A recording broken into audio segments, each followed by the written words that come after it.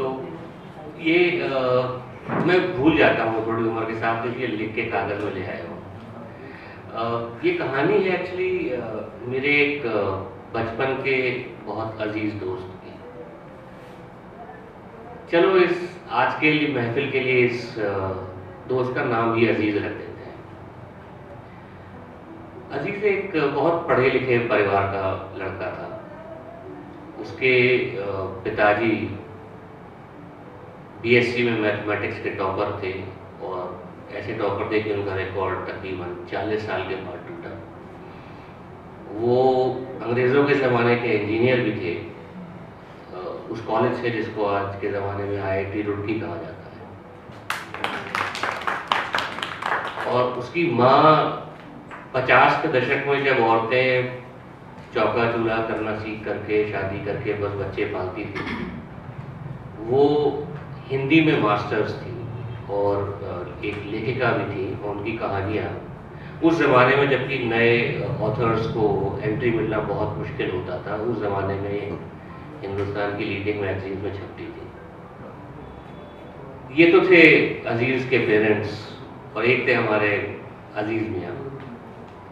पढ़ने लिखने का कोई शौक़ नहीं, 4-5 घंटे क्लास में स्कूल में रहे, फिर 4-5 घंटे क्रिकेट खेला और उसके बाद दिन में बैठ के सपने देखना। 11वें के इम्तहान पास आ रहे थे, उनको जल्दी थी कि इम्तहान निपटे, इसलिए नहीं कि उनके नंबर बहुत ज़्यादा आने वाले थे, इसलिए कि वो फिर से अपने रूटीन में वापस जा सकें। इम्तहान आए और चले गए। एक दिन वो क्लास में बैठे हुए थे तो स्कूल का चपरासी आया उनके पास और बोला कि अजीज़ आपको फिज़िक्स के टीचर स्टाफ रूम में बुला रहे हैं। तो हमारे अजीज़ में यहाँ पहुँच गए, देखा स्टाफ रूम में खाली पड़ा था, फिज़िक्स के टीचर अकेले बैठे हुए थे, सर झुकाए कुछ कर रहे थे। डरते डरते ये उनके पास पहुँचे तो उन्होंने धीरे से एक कॉपी इनकी तरफ बढ़ा दी। उस कॉपी में ज़बरदस्त लाल निशान लगे हुए थे और देख करके अजीज़ का दिमाग सुन्न हो गया, क्योंकि उनके 30 नंबर आए थे 100 में। अजीज़ पढ़ने में चाहे कितने भी खराब रहे हों, लेकिन कभी फेल नहीं हुए थे। उनके टीचर ने उनकी तरफ देखा और बोले कि देखो अजीज़, मैं जानता हूँ कि तुम बदमाश लड़के तो नहीं हो, बस अपना दिमाग बहुत जगह वेस्ट करते रहते हो।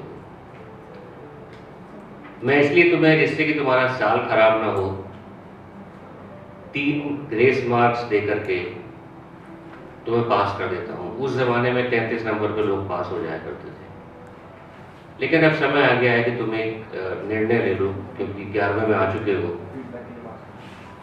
अगर कि तुम आगे ज़िंदगी में क्या करना चाहते हो। मुझे लगता है कि तुम शायद सही निर्णय ही लोगे।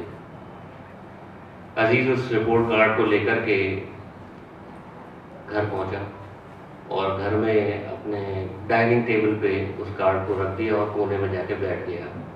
उसका दिमाग साए हो रहा था। थोड़ी देर बाद उसके खुशमिजाज पिताजी घुसे घर में। उन्होंने रिपोर्ट कार्ड देखा, उसको उठाया, बहुत देर तक देखते रहे। चेहरे पे एक बस उदासी का एक्सप्रेशन। थोड़ी देर बाद उस रिपोर्ट कार्ड को उन्होंने वापस टेबल पर रखा और जाकर के अपने कमरे में लेट गए।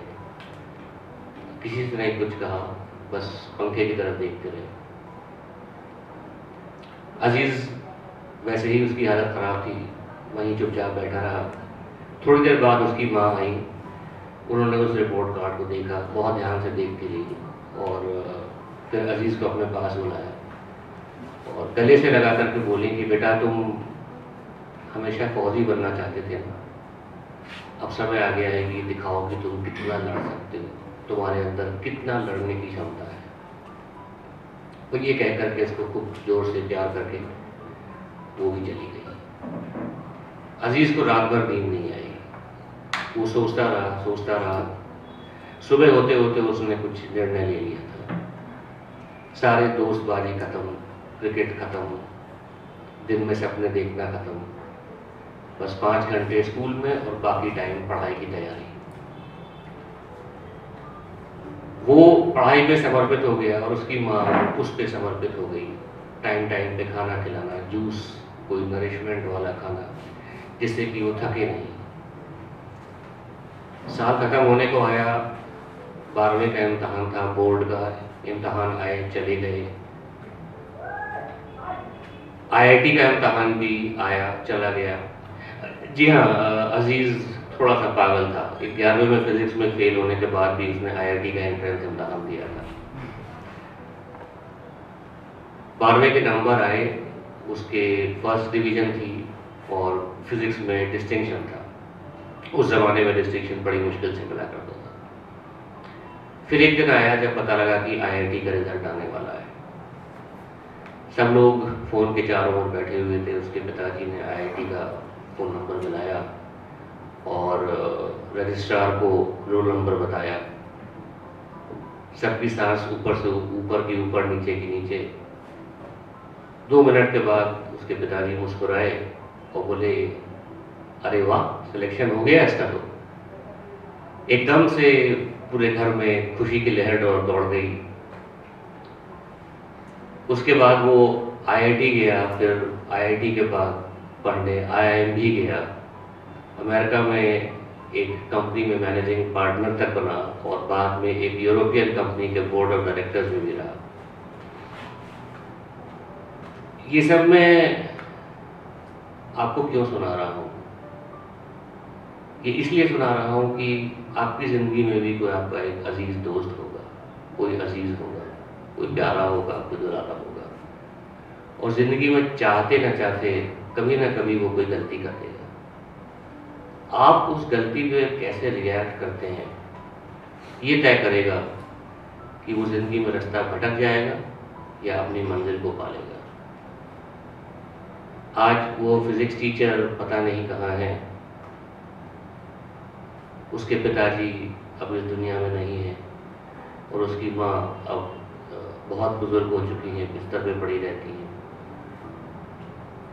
लेकिन उस रिएक्शन, उन तीनों के रिएक्शन ने उस दिन अजीज़ की ज़िंदगी बदल दी। मुझे उम्मीद है कि जब आपके सामने भी ऐसा कभी कोई मौका आएगा तो आप भी उस फिज़िक्स टीचर और उसके माता पिता की तरह ही उसको मैनेज करेंगे।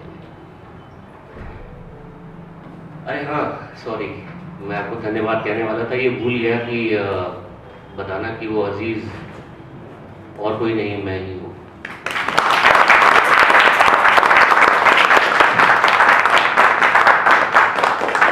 ये मेरी ज़िंदगी की कहानी। धन्यवाद।